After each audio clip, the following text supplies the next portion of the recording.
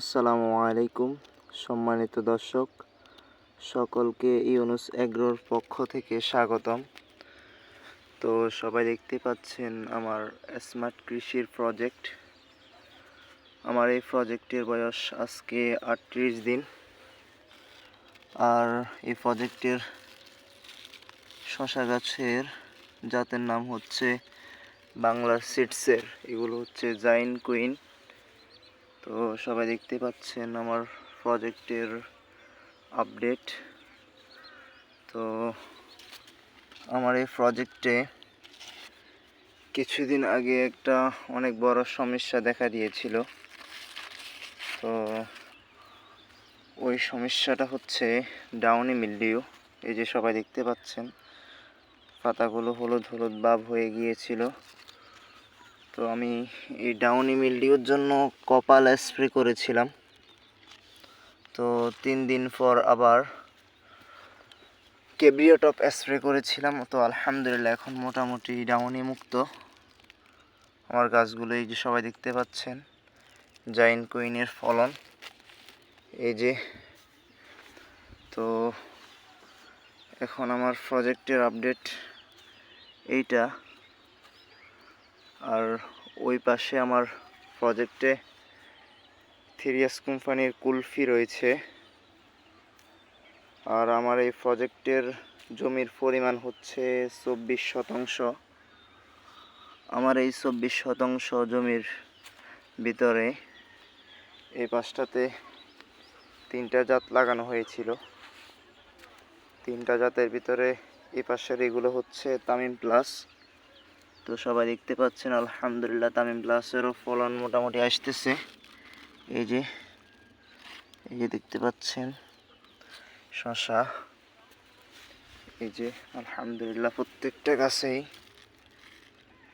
খুব সুন্দরভাবে ফলন আসতেছে। তো আলহামদুলিল্লাহ আমার প্রজেক্টের এখন হালত আল্লাহ পাকের রহমতে ঠিক রয়েছে। তো আপনাদেরকে আমি একটা মেসেজ দিতে চাই, যারা স্প্রে করার জন্য একটু 2-1 দিন দেরি করে থাকেন, তাদের জন্য গুরুত্বপূর্ণ একটা মেসেজ দিতে চাই।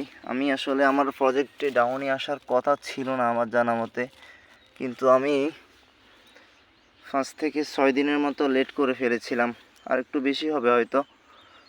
স্প্রে করেছিলাম 5 থেকে 6 দিন পর ছত্রাকনাশক, বা আমার ঠিক যা খেয়াল নাই এখন কি স্প্রে করেছিলাম। কিন্তু আমি যদি 3 থেকে 4 দিন পর পর স্প্রে চালিয়ে যেতাম ছত্রাকনাশক যে কোনো কিছু, তো তাহলে আমার এই প্রজেক্টে ডাউনই আসতো না।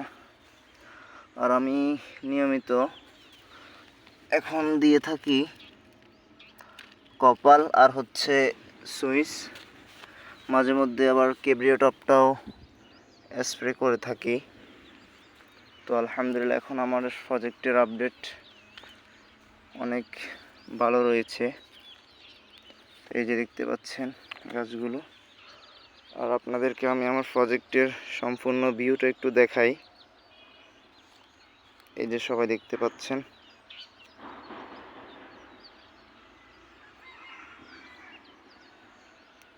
তো আপনাদেরকে আমি বলতে চাই প্রত্যেকে যারা যারা প্রজেক্ট করেছেন প্রত্যেকটা স্প্রে শিডিউলের স্প্রে সময় মতো দেওয়ার চেষ্টা করবেন।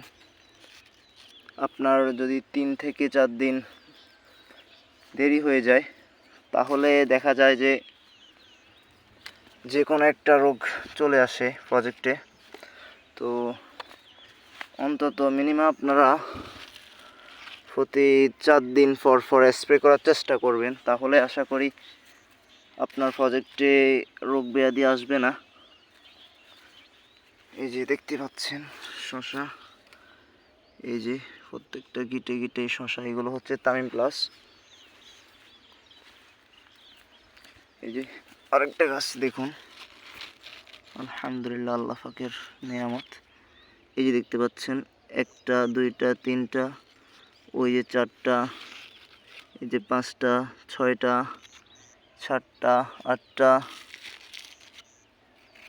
মোটামুটি এই যে 9টা 10টা প্রত্যেকটা গাছে গাছেই অনেকগুলো শশা আসতেছে। তো সকলে আমার এই প্রজেক্টের জন্য দোয়া করবেন। আসসালামু আলাইকুম ওয়া রাহমাতুল্লাহ।